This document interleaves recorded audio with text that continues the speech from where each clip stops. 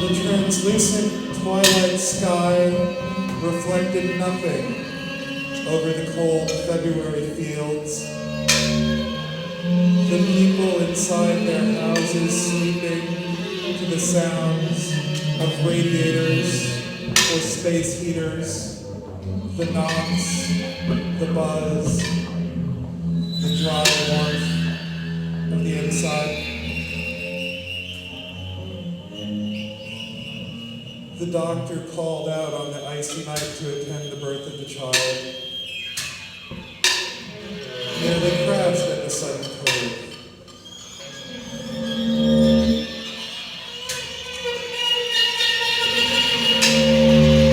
The family's car was in disrepair and they'd been unable to travel to the hospital.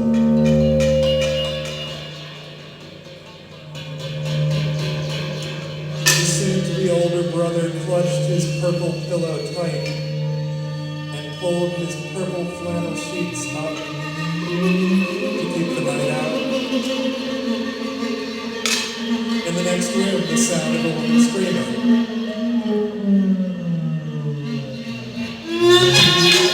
The father was long gone, but another man, a kinder man, had come. He was a salesman and had a natural manner with people.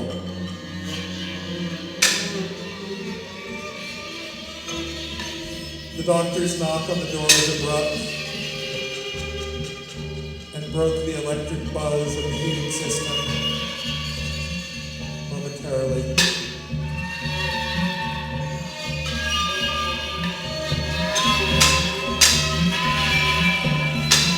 The purple suit, like a cloak of some ancient lord, wrapped tightly, pulled up, passing through the wood, the alien wood, the dark wood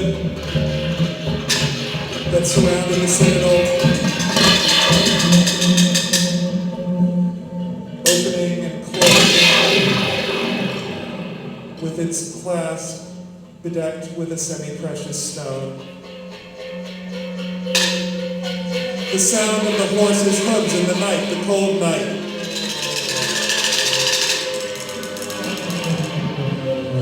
The knights on the mantelpiece were still, their shields bedecked with heraldry, speaking symbolism of a time. The purple light of the moon passing through the windows, mixing with the screaming, with the imagined blood.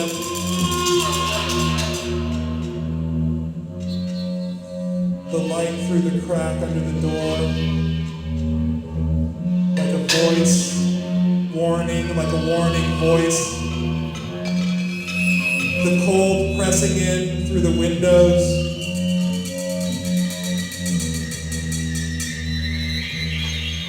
Every night was like tonight, only without the screaming. Every night was like tonight, only without the fear.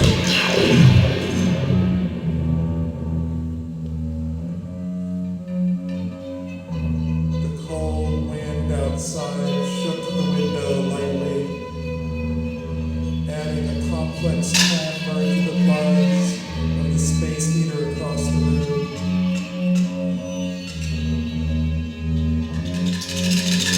The woman's screaming finally stopped and died, but no child's cry was heard. The sounds of rushing through the house,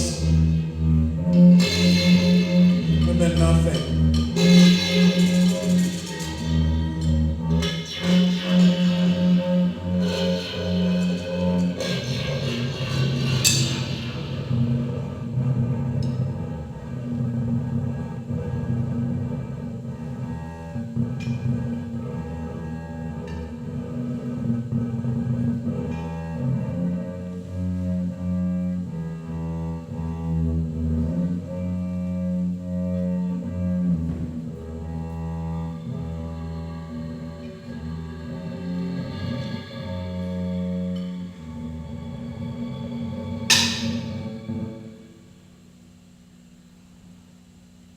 concrete.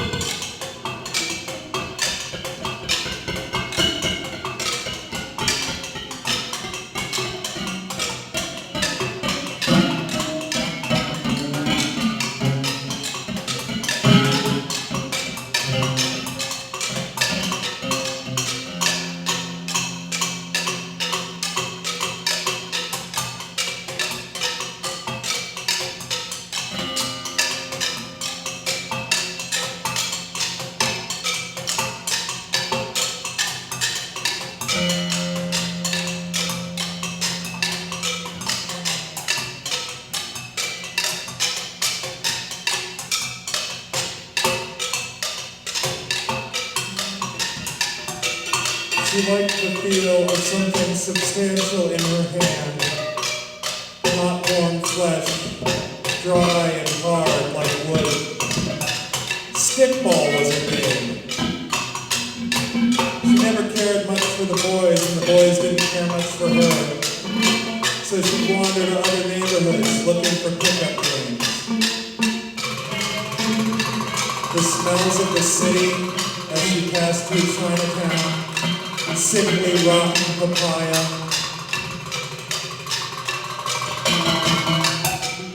rancid grease, urine. She'd usually find some boys she'd never seen before in the village and see if they wanted to play.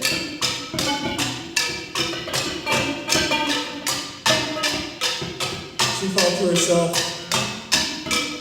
skill is the manipulation of chance events.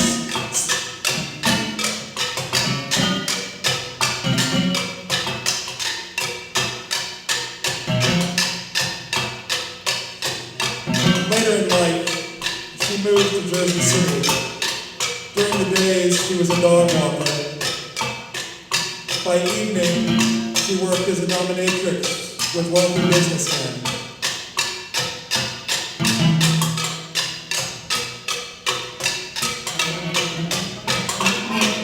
She loved the dogs in a simple fashion, and the businessmen in another. She felt such pity for their need to step away from their daily dominance. With the dogs, dominance and submission were simple and not mediated by concepts.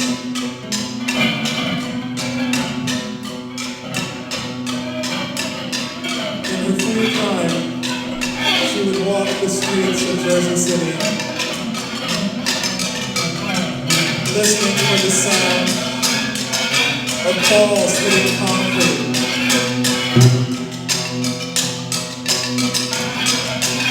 When she saw some kids playing, she'd stop and watch for a bit.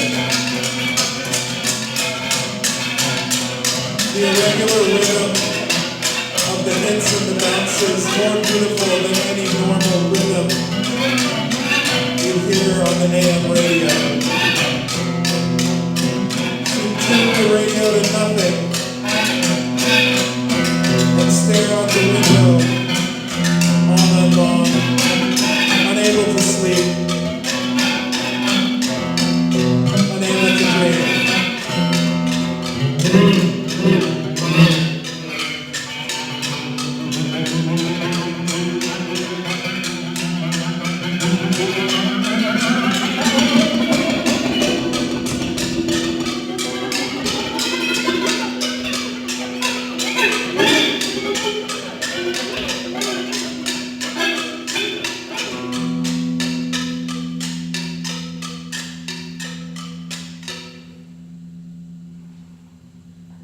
Concept.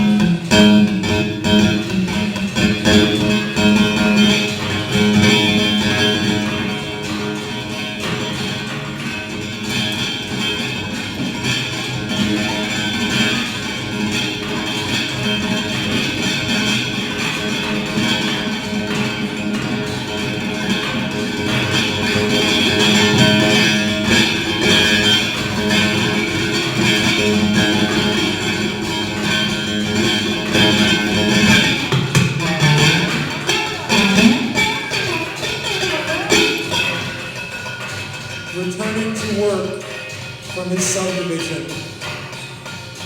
Michael's car passed fluidly onto the superhighway. The other cars, milling about as though barely in motion, each on a distinct path, but for now together. He dreamily thought of his days in the third grade, when his teacher would grade him down for performing all divisions correctly in his head, rather than writing the sums of the simpler divisions on paper. As he approached the institute, he considered the day's work,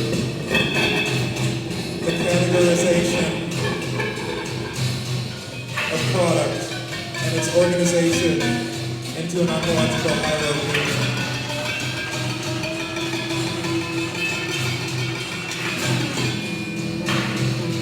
The optimization of this ontology would improve the productivity of the company. The appropriate categorization of materials would simplify the daily work of thousands of his peers and co-workers.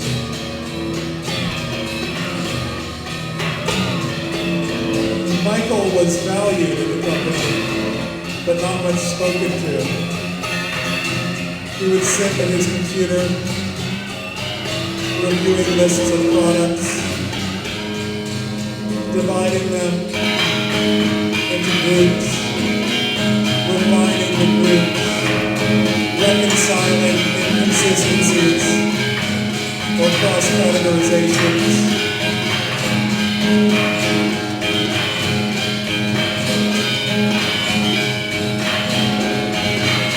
Slow, methodical work was accompanied by something not unlike sexual longing, but not identical to it.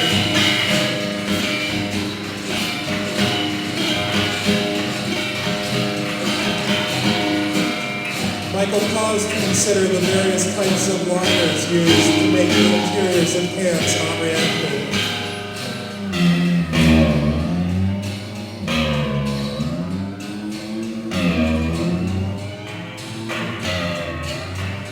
Thought of something he once read in a book of historical trivia about how the can had been invented during the Napoleonic Wars, long before the invention of the can opener, and how the soldiers in the French imperial armies would accidentally impale themselves attempting to open the cans with their bayonets.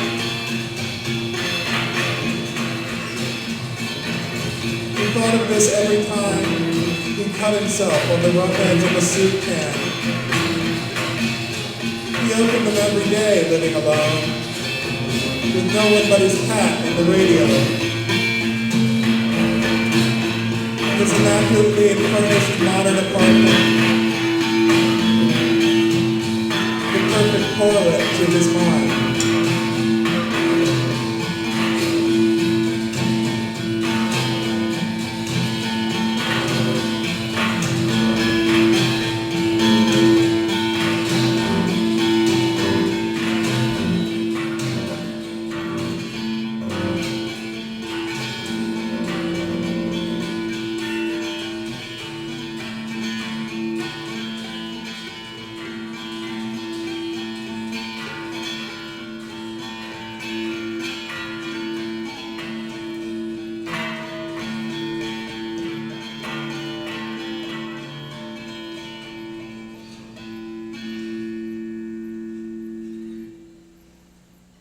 distraction.